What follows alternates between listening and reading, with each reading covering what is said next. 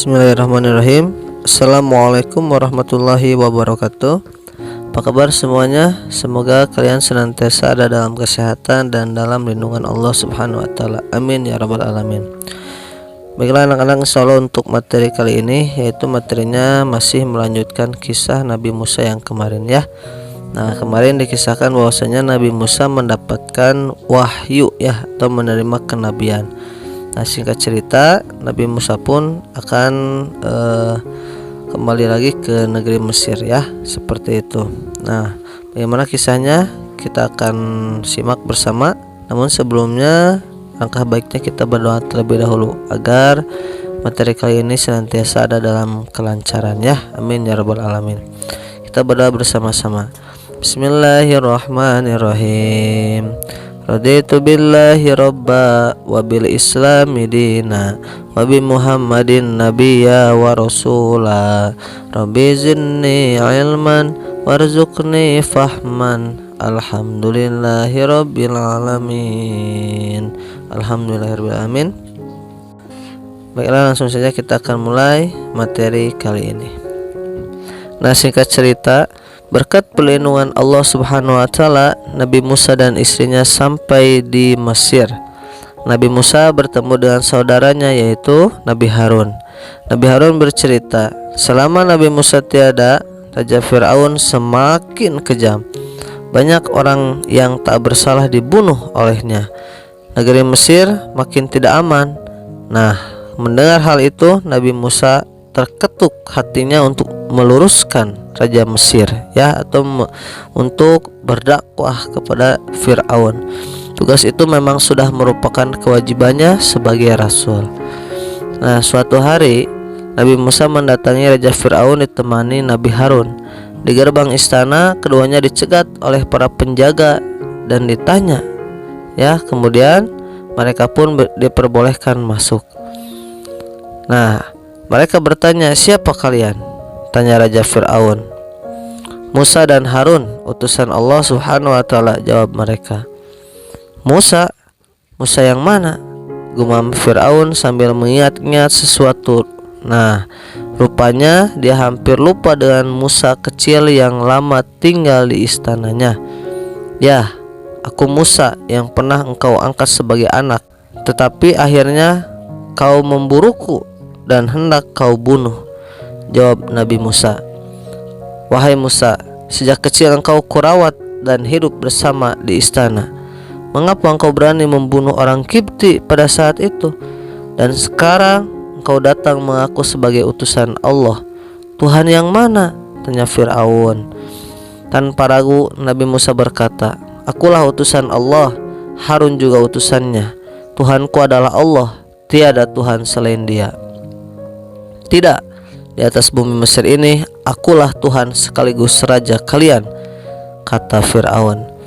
Tuhanku dapat menciptakan langit dan bumi serta segala isinya, bukan orang macam engkau, wahai Fir'aun, bantah Musa, yang cukup membuat Fir'aun menjadi marah.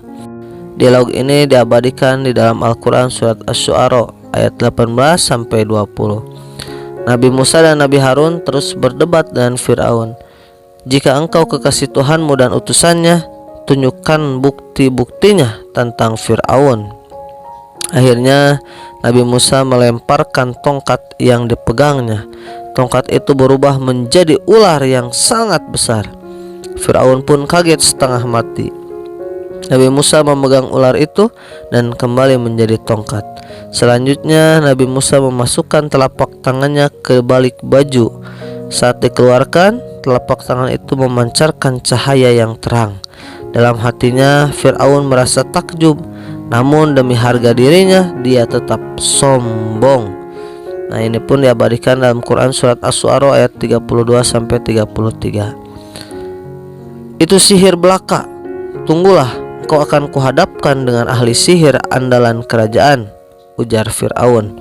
Singkat cerita, Fir'aun mengumpulkan seluruh rakyatnya, termasuk para ahli sihir. Fir'aun berjanji, barang siapa berhasil mengalahkan sihirnya Nabi Musa, dia akan mendapatkan hadiah yang sangat besar. Para ahli sihir pun merasa antusias, dan tiba saatnya adu kebolehan. para ahli sihir melemparkan tali-tali yang mereka bawa. Seketika tali-tali itu berubah menjadi ular. Nabi Musa bersikap tenang. Dia yakin bahwa Allah akan menolongnya. Nabi Musa pun melemparkan tongkatnya. Seketika tongkatnya berubah menjadi ular yang sangat besar. Ular itu melahap ular-ular kecil para ahli sihir. Kemudian ular Nabi Musa kembali lagi menjadi tongkat biasa. Lihat kejadian itu, para ahli sihir yakin yang dilakukan Nabi Musa bukanlah sihir. Mereka langsung bersimpuh dan menyatakan beriman kepada Tuhannya Nabi Musa, yaitu Allah Subhanahu wa Ta'ala. Dan Raja Fir'aun pun semakin marah. Nabi Musa berkata, "Wahai Fir'aun, sesungguhnya mereka inilah yang mendapat petunjuk dan yang mau berfikir. Aku berharap engkau dapat mengikutinya untuk beriman kepada Allah." Raja Fir'aun dengan tegas menolaknya. Dia malah memerintahkan kepada tentaranya untuk menangkap para ahli sihir yang beriman itu. Semenjak peristiwa itu, Nabi Musa lebih berani dalam berdakwah. Tantangannya semakin banyak pula. Tidak sedikit orang beriman yang dianiaya oleh tentara Fir'aun. Mereka sengaja melakukan hal itu supaya ajaran yang dibawa Nabi Musa tidak berkembang. Tak hanya itu, Fir'aun berencana membunuh Nabi Musa beserta pengikutnya. Allah Subhanahu wa Ta'ala mencintai orang-orang yang beriman. Dia memberitahukan rencana buruk Raja Fir'aun.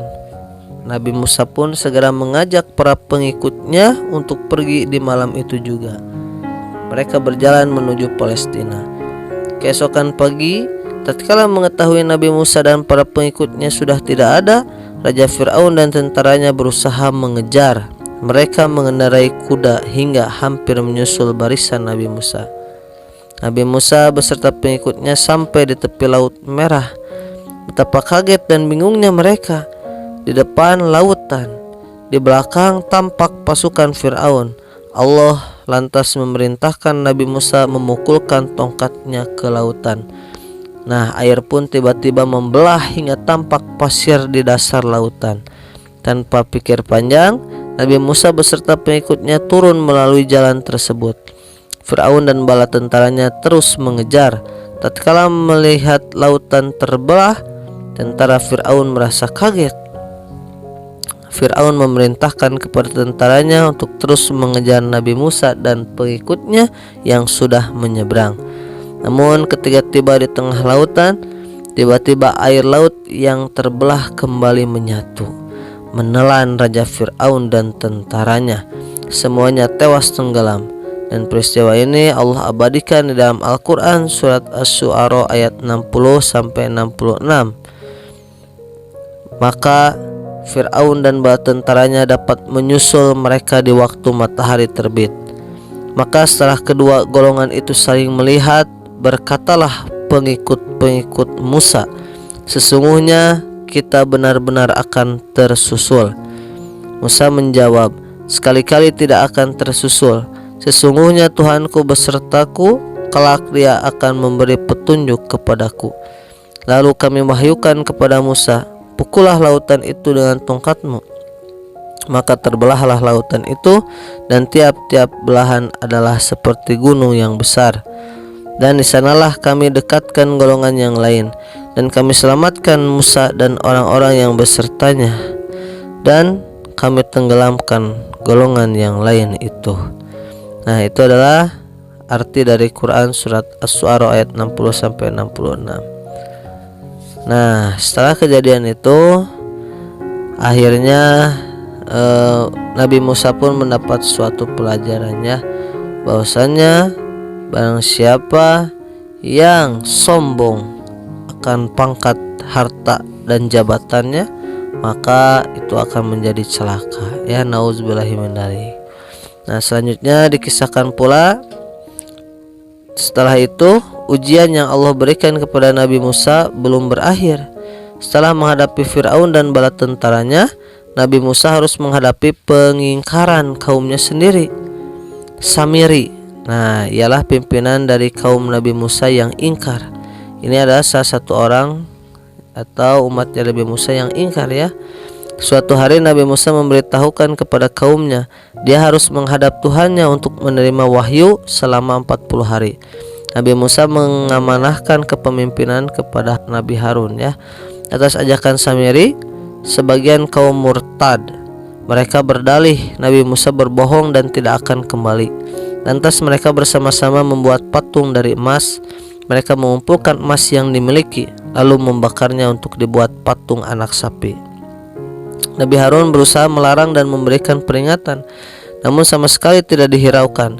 Mereka bahkan mengancam, kalau Nabi Harun terus mengganggu, mereka tidak akan segan-segan untuk melukainya. Nabi Harun berbeda dengan Nabi Musa. Nabi Musa orangnya kuat, tegas, berani dan disegani, sedangkan Nabi Harun tidak seperti itu. Setelah menerima wahyu, Nabi Musa kembali kepada umatnya. Betapa kagetnya Nabi Musa melihat sebagian kaumnya menyembah patung anak sapi. Nabi Musa kemudian memerintahkan kepada mereka untuk bertaubat. Selain itu, Nabi Musa pun memohonkan ampunan Allah atas dosa yang telah mereka lakukan. Peristiwa tersebut Allah abadikan dalam Quran surat Toha ayat 87-88. Bismillahirrahmanirrahim. Mereka berkata, kami sekali-kali tidak melanggar perjanjianmu dengan kemauan kami sendiri, tetapi kami disuruh membawa beban-beban dari perhiasan kaum itu, maka kami telah melemparkannya, dan demikian pula Samiri melemparkannya. Kemudian Samiri mengeluarkan untuk mereka dari lubang itu anak lembu yang bertubuh dan bersuara. Maka mereka berkata, inilah Tuhanmu dan Tuhan Musa, tetapi Musa telah lupa. Nah, jadi di dalam kisah ini pun ya ternyata memang ada saja orang-orang yang murtad atau keluar dari agama kebenaran ya, seperti itu. Nah, ini dapat kita ambil hikmahnya, bahwasanya ketika kita terus berusaha untuk memperkuat keimanan kita, maka Allah pun akan memberikan jalannya.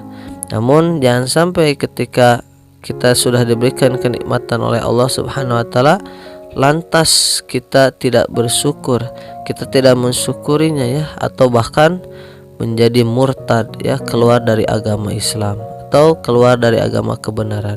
Nauzubillahi min dzalik ya. Nah, jadi itulah kisah singkat dari Nabi Musa ya, dari yang pertama, kedua sampai sekarang yang ketiga ya. Jadi kita banyak mengambil hikmah dan pelajaran di dalamnya ya. Nah, baiklah anak-anakku sekalian, untuk hari ini tidak ada tugas bagi kalian. Kalian hanya menyimak ya, dan semoga kalian tetap bersemangat dalam belajar, dan juga semoga Allah memberikan kesehatan kepada kita semuanya. Amin ya robbal alamin. Terima kasih banyak. Kita akhiri dengan bacaan hamdalah. Alhamdulillahirabbil alamin. Waqifatul majlis. Subhanaka Allahumma wa bihamdika asyhadu an la ilaha illa anta astaghfiruka wa atubu ilaik. Terima kasih banyak. Wabillahi taufik wal hidayah wa ridha wal inayah. Assalamualaikum warahmatullahi wabarakatuh.